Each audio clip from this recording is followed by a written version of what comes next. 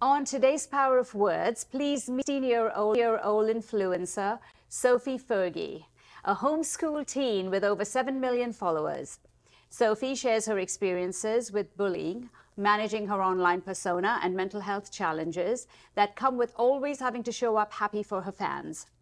Get the inside scoop on the life of this successful young content creator who aspires to be an actor, an author, and a traveler. Enjoy the show.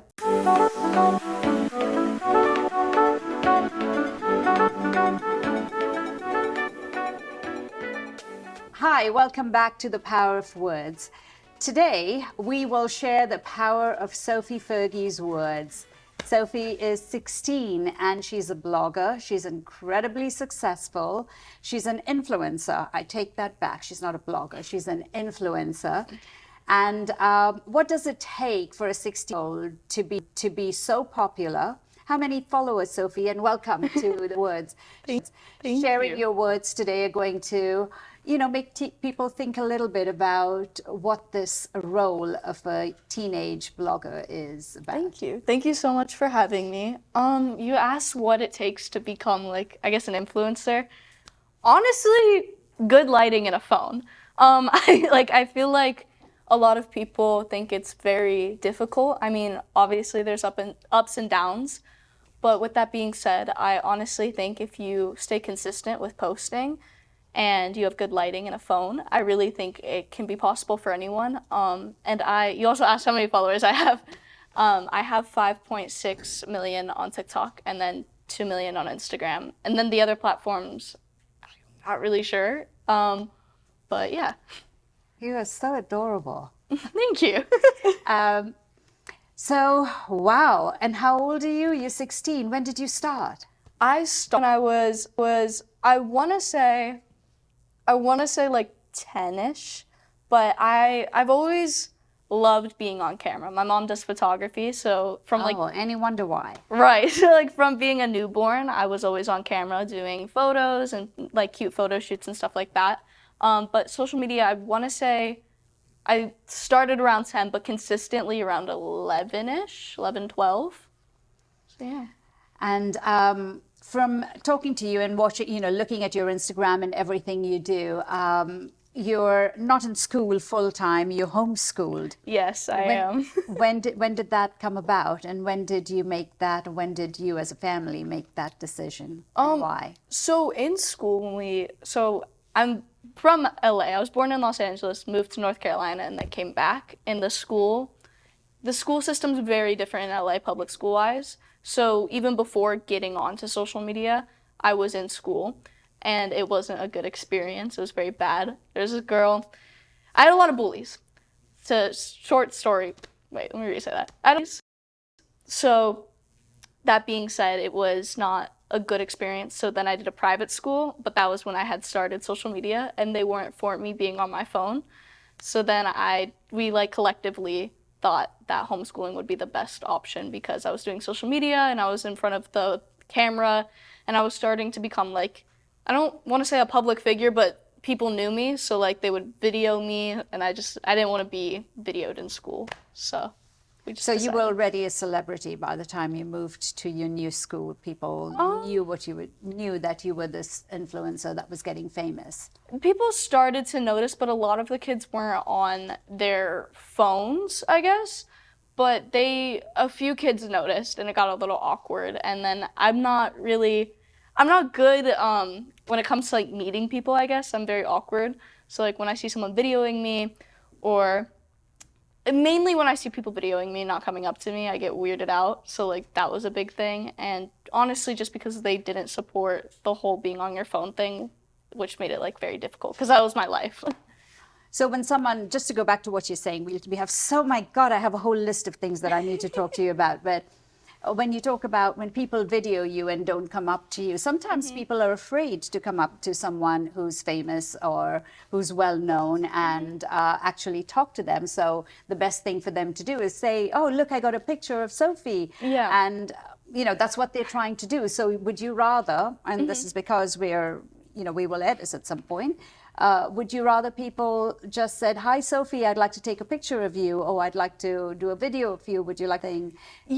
Yeah, Is that a better approach? I think it is because like I feel y'all don't notice, but like I feel like people think they're sneaky. They're like, oh, she doesn't know I'm gonna take a photo of her, but like I see it. So like for me, I would rather people come up to me because like I want to get to know you. Like I'm not a mean person. I'm very nice. You are. Thank you. You're sweet and gentle.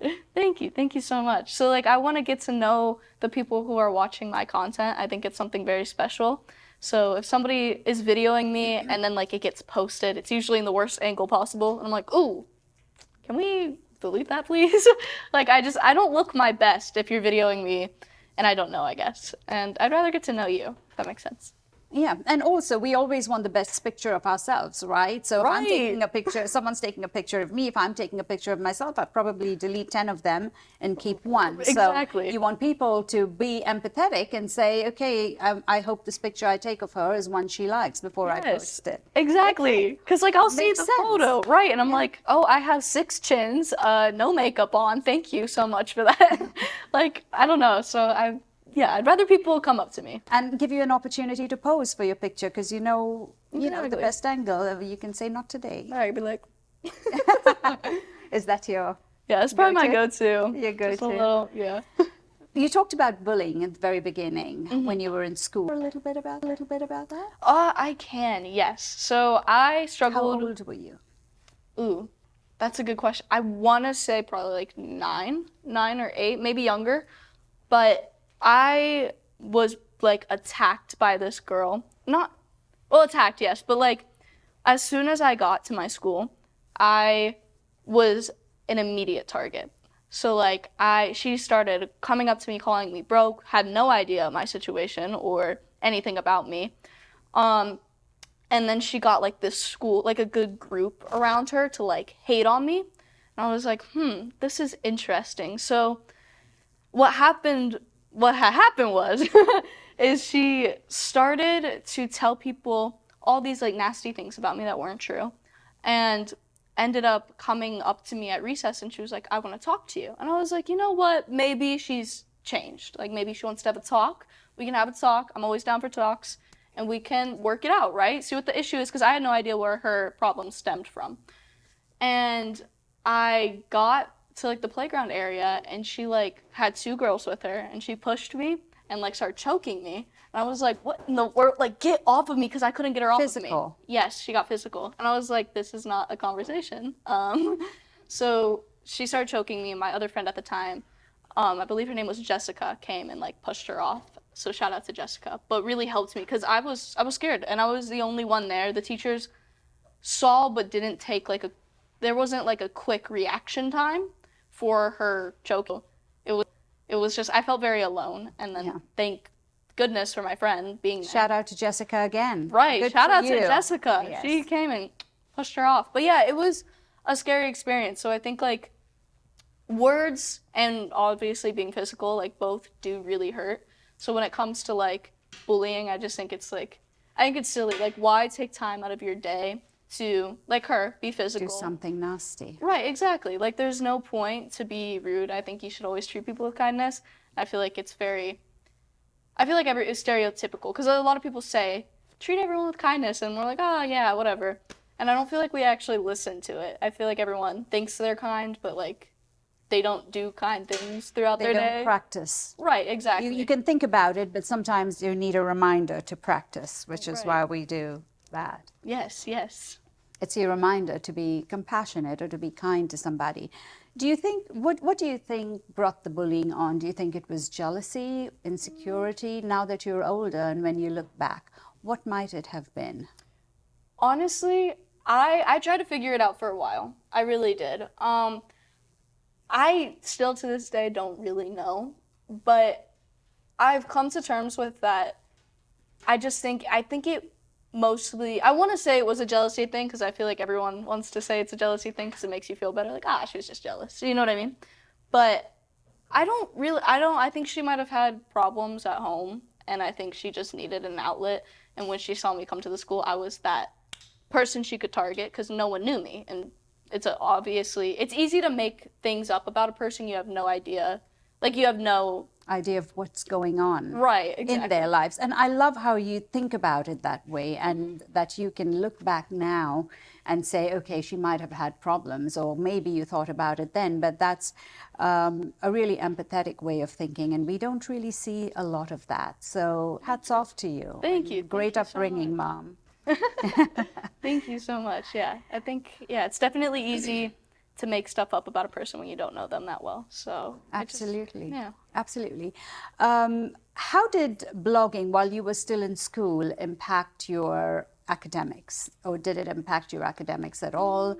How did your friends around you take that? How did teachers handle that?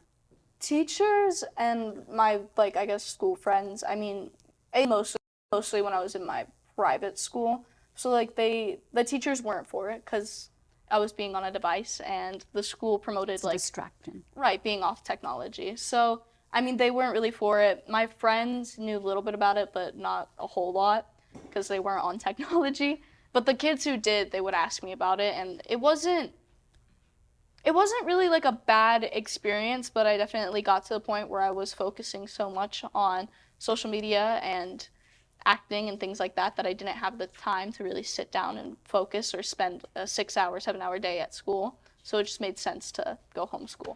It was distracting as well for you. When you, when you look at your page and you look at everything you're doing and your success and you being present on all these different platforms, it looks very easy, and you make it look easy, and you say all you need is good lighting and it's really fun. But what is it like having to show up? Because you have to show up every day, maybe a few times a day. What kind of toll does that take on you emotionally? Because all of us as human beings have good days, bad days. We have ups and downs, and our emotions are always on this constant movement. And how do you show up every day looking beautiful and positive and putting out these great messages? Okay, so first, thank you. Second off, it definitely is chaotic when it comes to, like, the always being happy on social media. I feel like I don't want to speak for everyone, but I feel like a lot of influencers feel the sense that they need to be perfect on camera. They have to look a certain way. Even I do it. Like, I won't post a TikTok without makeup unless I really have to.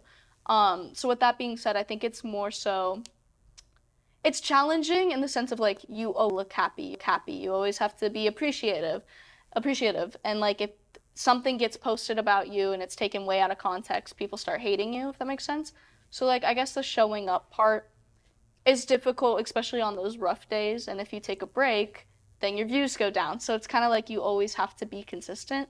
So I think the hardest part, like, obviously, I said you can have a phone and a good lighting, and that's all true. Those are all true aspects. Those are the easy things. Those are the easy things, but what comes with that is the mental and the consistency. And the consistency, I think, is the hardest part. I've taken many breaks from YouTube and many breaks from social media just because of the consistent aspect of it. And I couldn't always show up to be a smiley person because, like, we all go through our struggles. Yeah. I mean, as a teenager, and I'm sure other teenagers can relate, there's a lot of struggles. You're 16 years old, my God, and you have a full-time job. Right, no, exactly. So it's definitely, it's wild to think about, but I also think it's kind of like if you show up for your, like, children, right? So I'm like, these are like my fans are like my family, right? So you have to always show up. I always show up for family, so it's like, gotta show up and be there. Guys, remember, put out a lot of positivity. She does all of this and goes through all of this for you. Yes. Please be nice, please. I beg. It's about, that's your mental health, right? Their reactions affect your mental health. Exactly, and I think it's definitely difficult too. Like, I see things that get posted and I'm like, that's not true. Or, like, when someone posts something and you just, like, you have to sit there and you have to listen to everyone's opinions. And especially when you know the truth, it's so difficult to be like, because I want to run my mouth. I want to be like, you know what, that's not true, this, that, and the other. But, like, I've come to terms with, like, it digs you deeper in a rabbit hole of just arguing with people online. So they have their opinion. Exactly. So, like, I just take my opinions offline. I don't really get involved in like drama because like why? There's no point, and it ruins your mental health more. But it is frustrating when you see things that are posted about you that aren't true, because it's like I'm not like that, and then people say you are. So it's definitely difficult, but I think as long as you have a good mindset and a good like group of friends around you, it makes it easier. That's nice. You know, at the power of words, and I'm thinking about this now as we're speaking, because we never really talked about it, or maybe just a little bit. If the audience had a way of understanding what your day is like and expressing through, for example, the power of seven, saying, you know, guys, I need a little compassion today, or guys, I need a little empathy today, you know, just putting that out there and then put your post out. Do you think people would understand the person? Because everyone follows the blogger. They don't really know what you're going through on a day-to-day basis. Yes. So they're not commenting about the person. They're commenting, their comments are about the influencer. Exactly. What they perceive of you. What they perceive of you. Yeah. I think if I were to post something like, give me empathy or give me like compassion today, honestly, I feel like I have opinions about it. Like, why? Because like exactly like people are watching the influencer and they don't think you're human.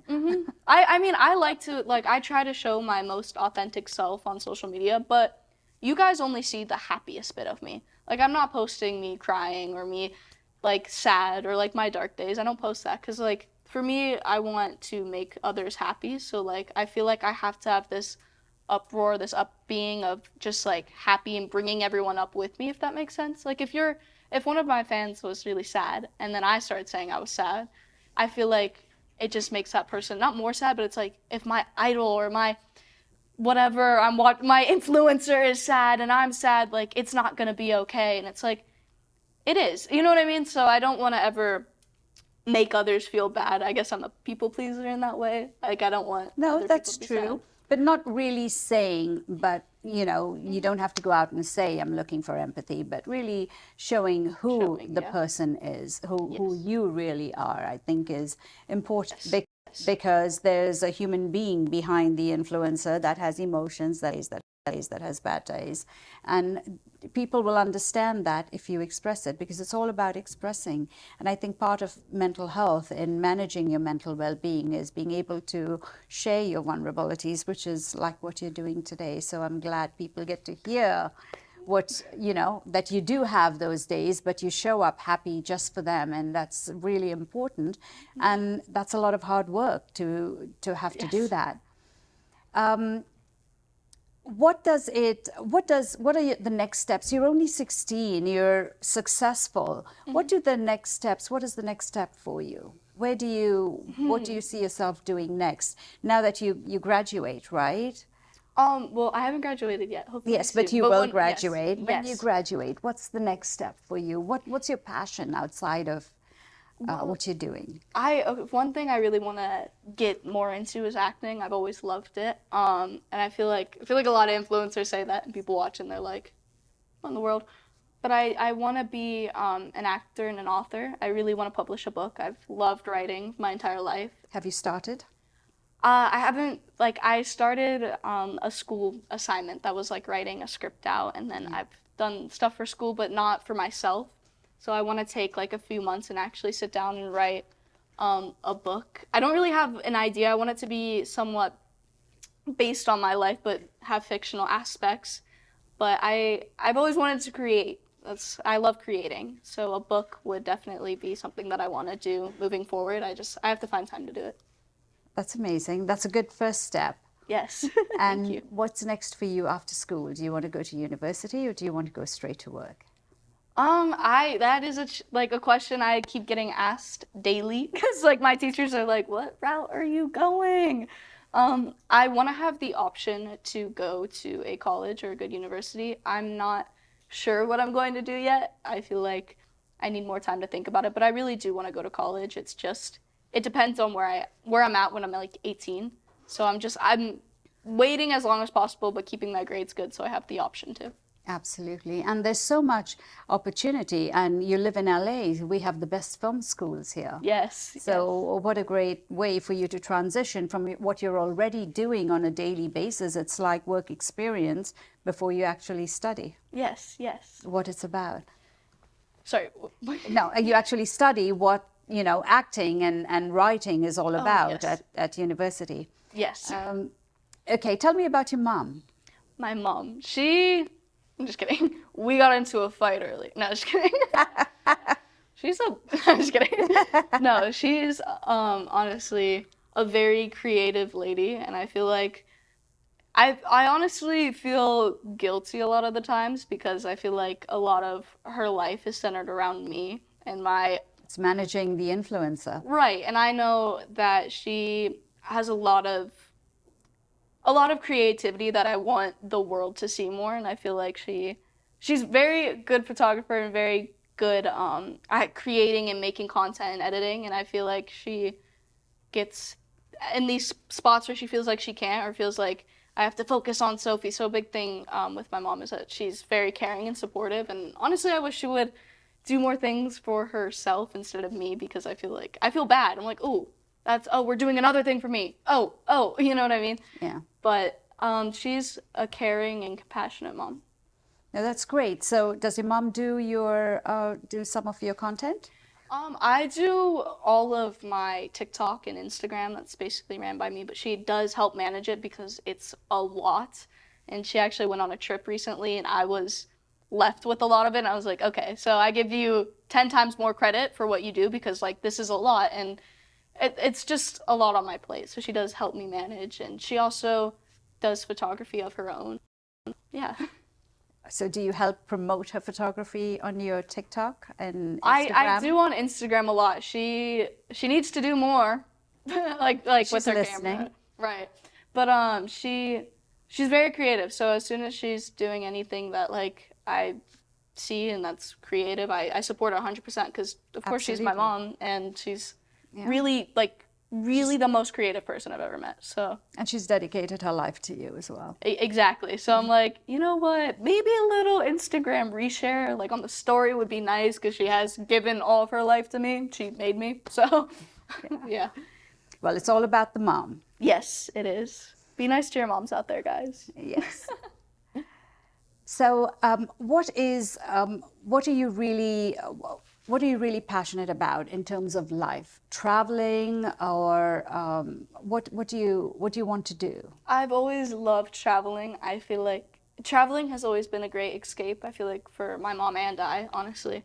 But like, I've always been traveling my gosh, what am I saying? I've always been passionate of traveling because I like to see the world, see different like culture, and learn more about people and see like the world. And my mom, honestly, keep bringing it back to my mom, but when I was little, she worked for American Airlines and we traveled the world at such a young age, and it was insane because I see a lot of people who are young they don't know a lot about like culture, a lot about different places. So I'm really grateful that I got to have that experience at such a young age because it opens you to a new horizon and shows you different aspects of life and how other people live and how you should be grateful for what you have. And it was a very like nice experience. So traveling is something I'm very passionate about, and I also like doing photography as well. I try. I'm not that good, but I try. But yeah, and I also like fashion. Even though I'm dressed like this, I like fashion.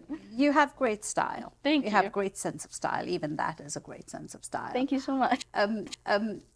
So talking about travel, you haven't really done, or you're kind of homeschooled, but that gives you the flexibility to be able to travel and do what you do best. And the fact that you are so aware that there are so many different cultures so many different cultures that people don't know about. Mm-hmm. Do you think that might be something down the line for you and mom to travel? And that could be a great journey, going from country to country, sharing the culture, being there, really telling your story, and that might lead to content for your book. Yes, I honestly really wanted to do that. I want to vlog it and show with my mom, obviously, just a different side, because I feel like you don't realize how much is out there. Like I have even family who are like stuck in, not stuck, but they stay in the same place because they're comfortable.